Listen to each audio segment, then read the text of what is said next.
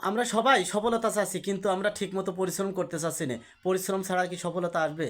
পরিশ্রম করলেই সফলতা আসবে। তাই আমাদের সামনে যে সমস্ত ভিডিওগুলো আসে, আমরা প্রত্যেকটা ভিডিওর লাইক কমেন্ট করব সুন্দর মতে। তাদের একটা ভিডিও আমরা ধাক্কাধাক্কি করব না।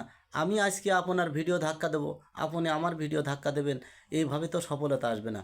সফলতা আনতে হলে সবারই ভিডিও দেখতে হবে, গঠনমূলক কমেন্ট করতে হবে, তারপরেই আস্তে আস্তে সফলতা পাবো।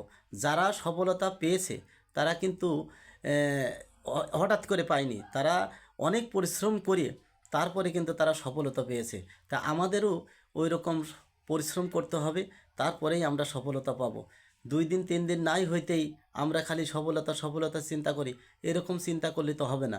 আমাদের সফলতা আনতে হলে প্রচুর পরিমাণ পরিশ্রম করতে হবে, এতে কোনো সন্দেহ নেই। পরিশ্রম করতে না পারলে আমাদের সফলতা আসবে না। ধৈর্য ধরতে হবে, পরিশ্রম করে আমাদের কাজ করে যেতে হবে।